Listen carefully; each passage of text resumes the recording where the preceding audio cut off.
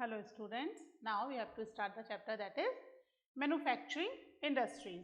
Okay तो manufacturing industries में हमने अभी तक पढ़ा कि इंडस्ट्रीज लगाने के लिए क्या होंगी लोकेशन जहां पर इंडस्ट्री लगाई जाए, है ना, यानी कि बेस्ट प्लेस, वो जगह जहां पर इंडस्ट्रीज लगाने के लिए बेसिक जो नीड्स हैं वो फुलफिल हो जाए, है ना, रॉ मटेरियल मिल जाए, ट्रांसपोर्टेशन फैसिलिटी हो, वाटर इलेक्ट्रिसिटी की अवेलेबिलिटी हो, लेबर मिल जाए स्किल्ड एंड अनस्किल्ड बोथ तरह की, है ना, प्रोडक्शन की कॉस्ट कम आए, लैंड जो मिल रहा है जहां पर कंस्ट्रक्शन हो रहा है उसकी कॉस्ट कम हो, कुछ गवर्नमेंट पॉलिसीज के बेनिफिट्स मिल जाएं, है ना। दीज आर फ्यू थिंग्स जो कि कोई भी इंडस्ट्री को सेटअप करने से पहले चेक करेगा, ठीक है। तो आइडियल लोकेशन क्या होगी for the industries? Ideal location for industries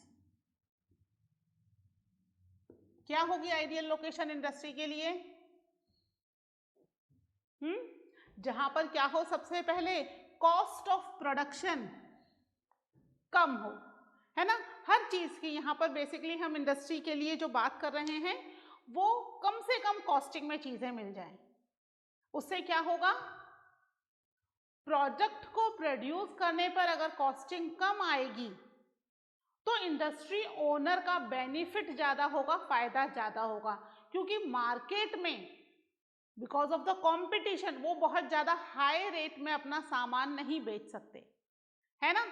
low cost में नहीं बेचेंगे लेकिन हाई कॉस्ट में भी नहीं बेच सकते, यानी जो मार्केट में ऑलरेडी प्रोडक्ट की कीमत चल रही है उसके आसपास की प्राइस के हिसाब से ही वो मार्केट में अपना प्रोडक्ट सेल करेंगे, है ना। तो अगर उनकी प्रोडक्शन की कॉस्टिंग ज्यादा हो जाएगी तो उनका बेनिफिट कम हो जाएगा, है ना। तो वो देखते हैं कि इंडस्ट्री वहां पर सेट की जाए जहां पर उन्हें हर चीज की कॉस्ट कम हो, ठीक है। सबसे पहले तो रॉ मटेरियल क्या हो? Cost of obtaining raw material, ठीक है। जो रॉ मटेरियल ऑब्टेन कर रहे हैं उसकी कॉस्ट क्या हो? उसकी कॉस्ट कम होनी चाहिए, ठीक है। फिर कॉस्ट ऑफ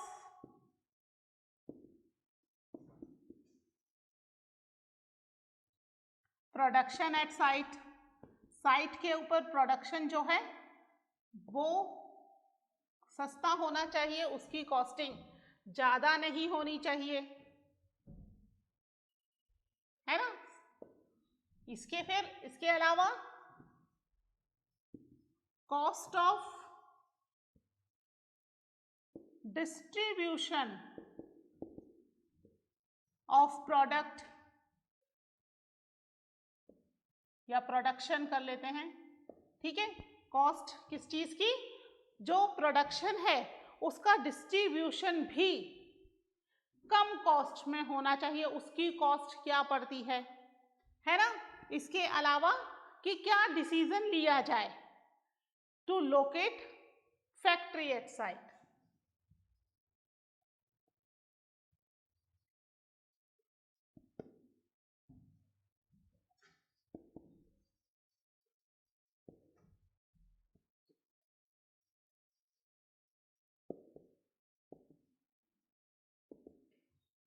ठीक है, कि फैक्ट्री को किसी भी साइट पर लोकेट करने का डिसीजन, है ना, किस साइट पर फैक्ट्री को लोकेट किया जाए ये डिसीजन जो है ये भी बहुत इंपॉर्टेंट रोल प्ले करता है to verify the cost of the production, है ना। जैसे हमने देखा इंडस्ट्रियल एरिया के अंदर गवर्नमेंट पॉलिसीज के हिसाब से काफी लो रेट में लैंड मिल जाती है ना। कंस्ट्रक्शन जो है वो काफी हद तक उसकी कॉस्टिंग डाउन हो जाती है। तो ये डिसीजन भी कि लोकेट कहाँ की जाए फैक्ट्री, किस साइट पर, ये भी बहुत एक इम्पॉर्टेंट डिसीजन है। फिर डिस्ट्रीब्यूशन ऑफ प्रोडक्शन, प्रोडक्शन का डिस्ट्रीब्यूशन किस तरीके से हो रहा है, उसकी क्या कॉस्ट आ रही है।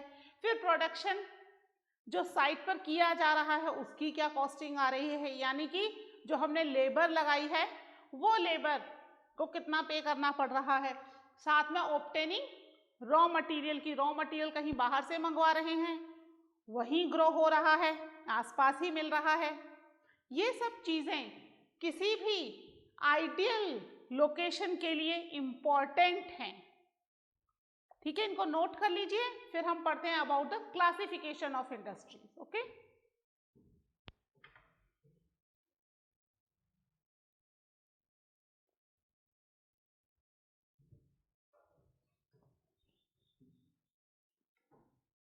कॉपी पेन निकाल लीजिए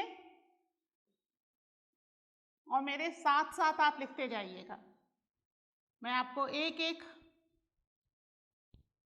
इंडस्ट्री का क्लासिफिकेशन एक्सप्लेन करती जाऊंगी, you just note it down, है ना। तो कॉपी पेन अपना निकाल करके तैयार रहिए।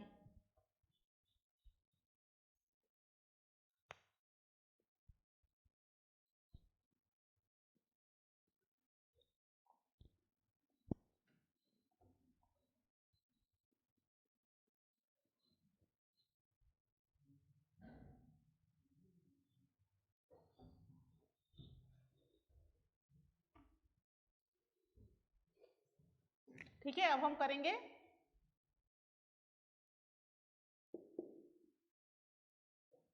Classification of industries. ठीक है, इंडस्ट्रीज का क्लासिफिकेशन की किन किन बेसिस पर हम इंडस्ट्रीज को क्लासिफाइड कर सकते हैं। ठीक है, तो ये हम बेसिकली हम 5 कैटेगरीज में इसको करेंगे। सबसे पहले हम करेंगे ऑन द बेसिस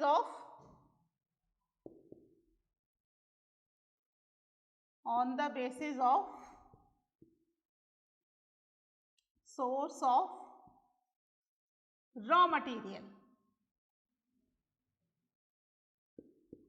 ठीक है, कि रॉ मटेरियल कहाँ से मिल रहा है, क्या सोर्स है रॉ मटेरियल का।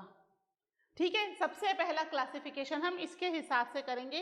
इसके हिसाब से एग्रो बेस्ड इंडस्ट्रीज होती हैं,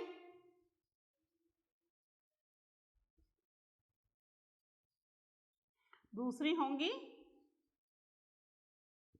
mineral based.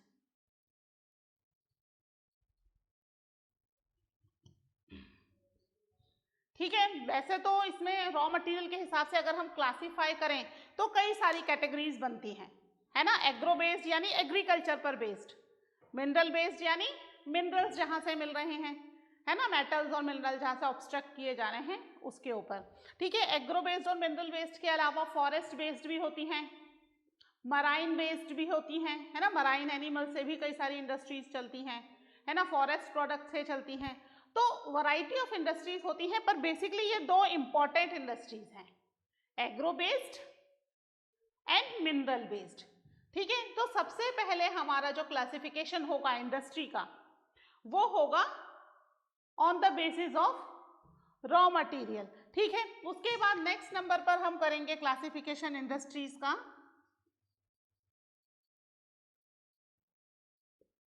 On the basis of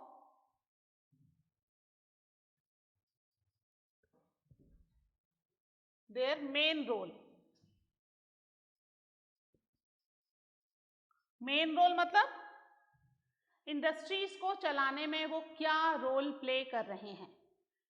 ठीक है बच्चों, इसमें क्या होता है, कुछ इंडस्ट्रीज ऐसी होती हैं जो डायरेक्ट प्रोडक्ट बना के मार्केट में सेल कर रही हैं, और कुछ इंडस्ट्रीज होती हैं जो मीडिएटरी इंडस्ट्रीज होती हैं, यानी उनका प्रोडक्ट डायरेक्ट मार्केट में सेल ना हो करके, मार्केट में डायरेक्ट सेल होता है लिमिट में, बट बेसिकली उनका प्रोडक्ट किसी और इंडस्ट्री के लिए सप्लाई किया जाता है ना। जैसे कि बोल्ट वगैरह, नट बोल्ट बनाने वाली इंडस्ट्रीज है, वायर बनाने वाली इंडस्ट्रीज हैं, है ना, पाइप्स बनाने वाली इंडस्ट्रीज हैं।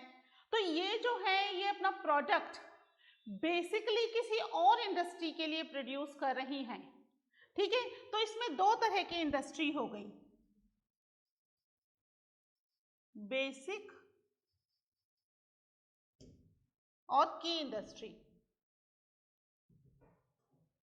ठीक है। इसको बेसिक ही लिख लेते हैं, बेसिक इंडस्ट्री। और दूसरी हो गई कंज्यूमर,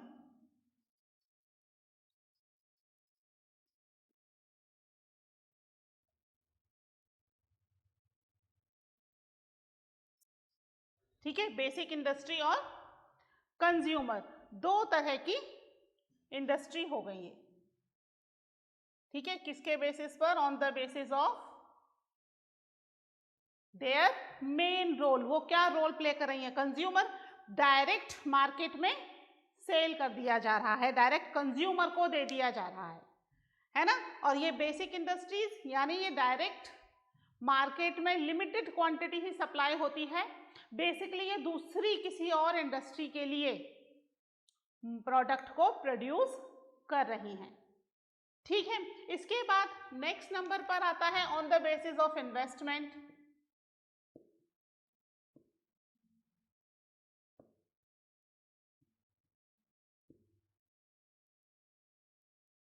ठीक है, इन्वेस्टमेंट करने के हिसाब से।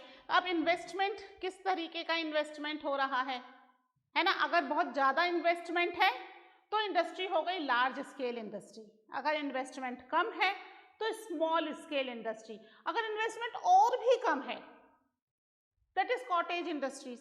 तो बेसिकली हम यहाँ पर देखेंगे about the small scale industry, ठीक है, और लार्ज स्केल इंडस्ट्री, ठीक है। स्मॉल स्केल इंडस्ट्रीज वो होती हैं बच्चों जिसमें कि इन्वेस्टमेंट कम होता है, means near about 1 crore, 1 crore के आसपास तक का इन्वेस्टमेंट स्मॉल स्केल इंडस्ट्री में आ जाता है।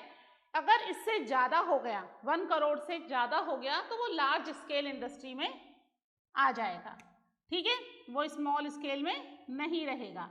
यानी more than 1 crore large scale है, less than 1 crore small scale है, ठीक है। कॉटेज इंडस्ट्री में तो कुछ हजारों रुपयों का ही इन्वेस्टमेंट होता है, बहुत ज़्यादा बड़ा इन्वेस्टमेंट नहीं होता है। तो बेसिकली हम यहाँ पर ये दो इंडस्ट्रीज के बारे में पढ़ेंगे। इसके बाद होती है on the basis of ownership.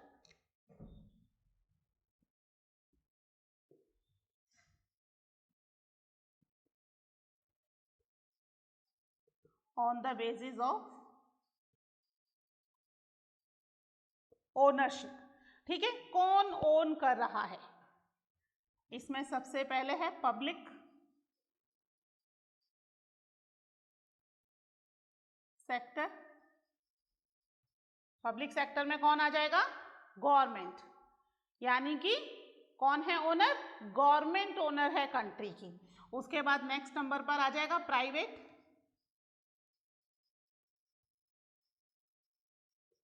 ठीक है, प्राइवेट सेक्टर यानी कोई इंडिविजुअल व्यक्ति या ग्रुप ऑफ पर्सनल पीपल, है ना। गवर्नमेंट का इसमें कोई लेना देना नहीं है, मेरी इंडस्ट्रीज है या मेरे साथ 8-10 लोग और मिल गए, हम सब ने मिलकर इंडस्ट्री खोल ली।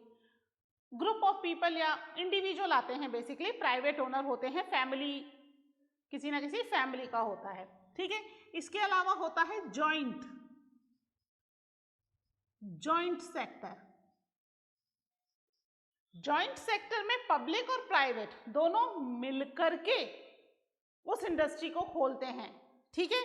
यानी कि प्राइवेट व्यक्ति ओपन तो करते हैं बट उसमें कई बार गवर्नमेंट का भी कुछ ना कुछ इंटरफेरेंस रहता है, उनका भी कुछ इन्वेस्टमेंट रहता है, ठीक है, वो जॉइंट हो जाती है।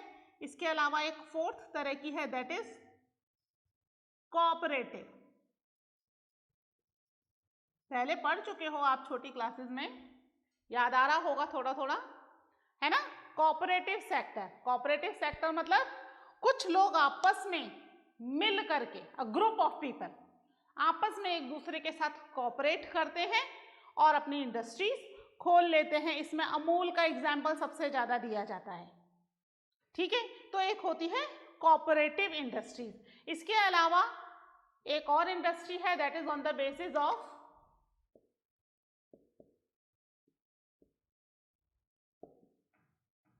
बल्क और वेट। ठीक है, on the basis of bulk and weight, यानी कि वजन के हिसाब से हैवी है या लाइट वेट है। ठीक है, जो कि मैं एग्जाम्पल आपको मैंने दिया हुआ है, इसका क्या दिया था एग्जाम्पल कि अगर कॉटन इंडस्ट्री है तो वो कैसी होगी, that is light weight industries, है ना। इसमें आ गई एक हैवी इंडस्ट्री और एक आ गई इसमें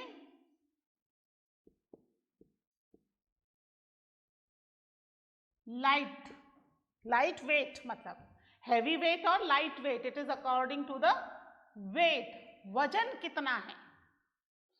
ठीक है, तो इसमें दो तरह की होती हैं, हैवी वेट और लाइट वेट इंडस्ट्रीज। ठीक है, तो ये हमारी इंडस्ट्रीज हैं, किसके बेसिस पर, अलग अलग बेसिस पर क्लासिफिकेशन किया गया है, basis of source of raw material, raw material कहाँ से आ रहा है, फिर उनका मेन रोल क्या है, डायरेक्ट कंज्यूमर के पास जा रही है या किसी और इंडस्ट्री के लिए मीडिएटर इंडस्ट्री का रोल प्ले कर रही है ना। फिर इन्वेस्टमेंट, बड़ा इन्वेस्टमेंट है या छोटा इन्वेस्टमेंट है, उसके हिसाब से है।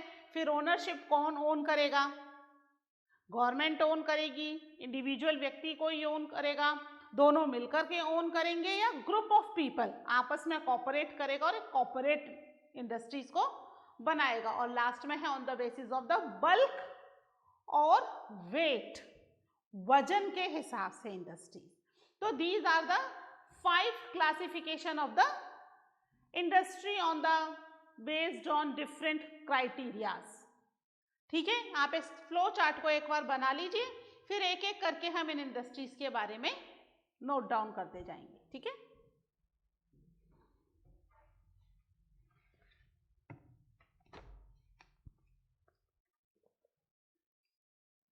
चलिए फटाफट से आप नोट डाउन कर लिया। फर्स्ट डाल लीजिए on the basis of sources of raw material. ठीक है, फर्स्ट पॉइंट फर्स्ट डाल लीजिए। ठीक है, उसमें डालिए first agro based industry.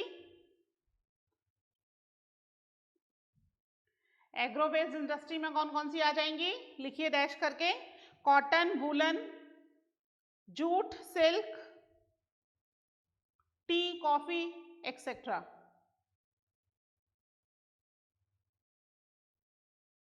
Next डालिए heading mineral based industry. Mineral based में आ जाएंगी iron and steel, cement, aluminium, machine tools, petrochemicals. ठीक है, that is in the mineral based industry. ठीक है, नंबर 2 सेकेंड पॉइंट डाल लीजिए on the basis of their main role. ठीक है, मेन रोल सेकेंड पॉइंट। इसमें नंबर फर्स्ट पर डाल दीजिए बेसिक और की इंडस्ट्री। ठीक है, बेसिक, इसको की और की इंडस्ट्री भी कह सकते हैं, है ना, बेसिक और की इंडस्ट्री। इसमें लिखिए विच सप्लाई देयर प्रोडक्ट और raw material to manufacture other goods. ठीक है, example iron and steel and copper smelting और एल्यूमिनियम स्मेल्टिंग। ठीक है, कॉपर इंडस्ट्रीज के लिए कॉपर स्मेल्टिंग हो रही है तो कॉपर स्मेल्टिंग की बाकायदा एक इंडस्ट्री होगी जहां कॉपर स्मेल्टिंग होगी या एल्यूमिनियम स्मेल्टिंग होगी।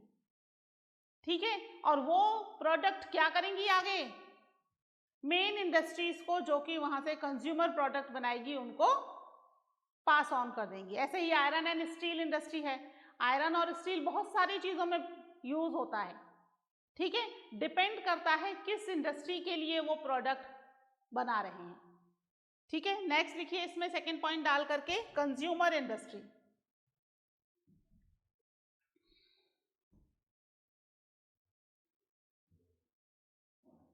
प्रोड्यूस गुड्स, कंज्यूमर इंडस्ट्री में लिखिए produce goods for direct use by consumers. ठीक है, डायरेक्ट कंज्यूमर उसको यूज कर लेगा, लाइक शुगर है ना, टूथपेस्ट, स्विंग मशीन, फैन। ठीक है, बहुत सारे प्रोडक्ट्स हैं वो जो डायरेक्ट कंज्यूमर को सेल हो जाते हैं, that is comes in the consumer industry. ठीक है, थर्ड पॉइंट डाल लीजिए, on the basis of investment, और लिखिए first on the basis of investment का फर्स्ट लिखिए small scale industry.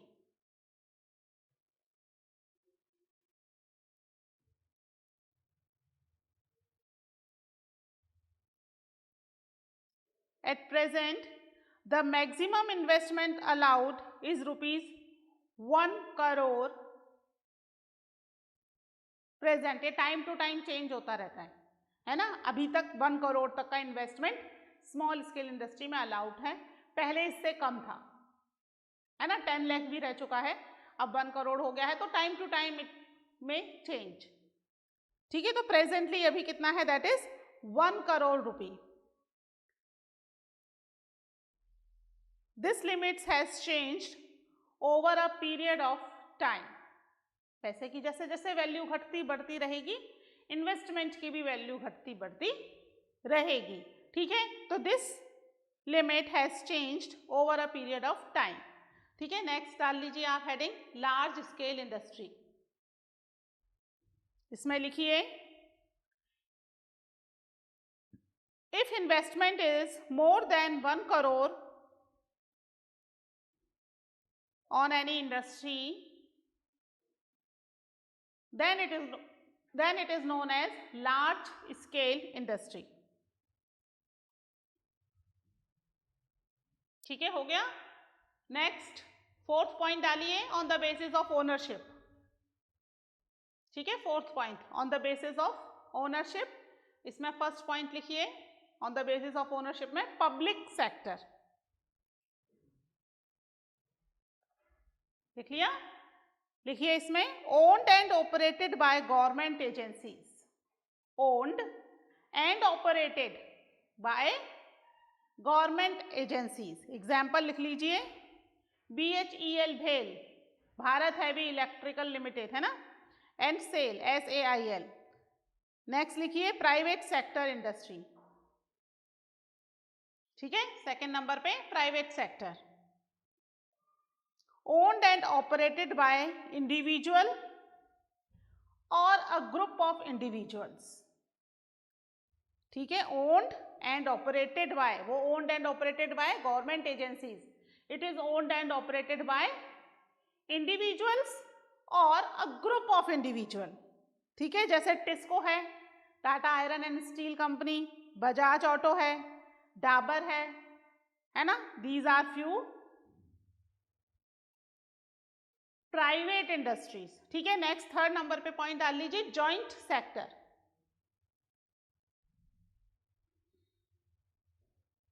Which are jointly run by the state and individual और a group of individual, है ना, which are jointly run by state and individual और group of individual. इसके example लिख लीजिए oil India limited.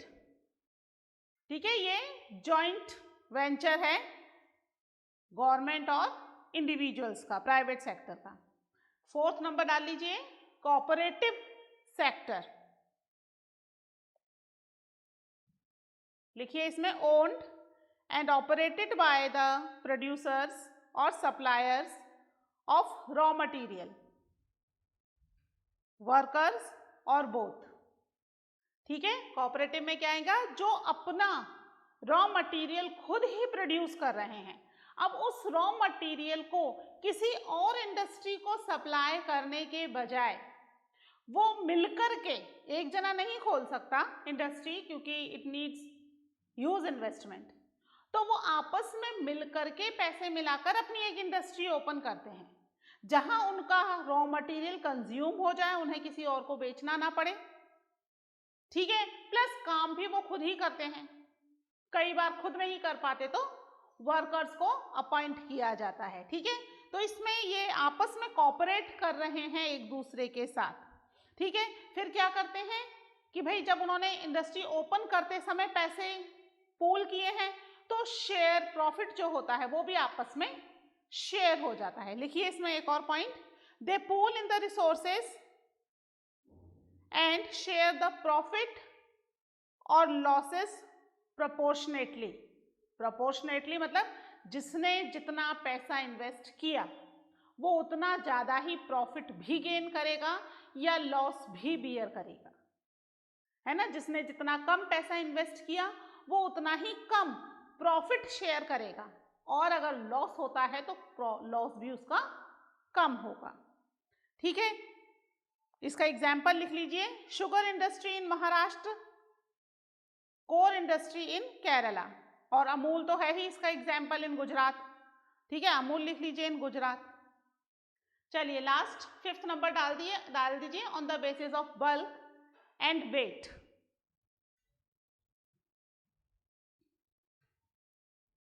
लिखिए heavy industry, इसमें लिख लीजिए हैवी इंडस्ट्रीज में such as iron and steel that use heavy weight raw materials, ठीक है, that use heavy weight raw materials, ठीक है। लास्ट इसमें लिख लीजिए लाइट इंडस्ट्री या लाइट वेट इंडस्ट्री। लिखिए इसमें that use light raw materials and produce light goods, है ना, गुड्स भी लाइट हैं, वेट में हल्के हैं, ठीक है। ये लाइट कौन सा लाइट, वेट वाला, वजन वाला, वजन में हल्के, है ना, लाइट वेट, ठीक है। तो that use light raw materials and produce light goods, या आप लाइट वेट भी कर सकते हैं अगर आपको कंफ्यूजन हो रहा है तो, ठीक है। एग्जाम्पल लिख लीजिए सच एज इलेक्ट्रिकल इंडस्ट्रीज, ठीक है। तो इस तरीके से हमारा क्लासिफिकेशन ऑफ इंडस्ट्रीज कंप्लीट हो गया है। जितनी भी इंडस्ट्रीज हम पढ़ेंगे वो इनमें से किसी ना किसी में ही आएगी, ठीक है। रॉ मटेरियल के हिसाब से, बेसिक इंडस्ट्री के हिसाब से, ओनरशिप के अकॉर्डिंगली, है ना, इन्वेस्टमेंट के अकॉर्डिंगली या वेट के अकॉर्डिंगली, इन सब में आएगी, ठीक है। जैसे एग्रो बेस्ड इंडस्ट्री है, एग्रीकल्चर पर शुगर, है ना, तो शुगर इंडस्ट्री किस में आ गई, शुगर इंडस्ट्री आ गई एग्रो बेस्ड में, according to their raw material. Consumer industry हो गई क्योंकि डायरेक्ट मार्केट में सेल हो जाएगी शुगर, ठीक है। फिर स्मॉल स्केल भी हो सकती है और लार्ज स्केल, दोनों तरह की हो सकती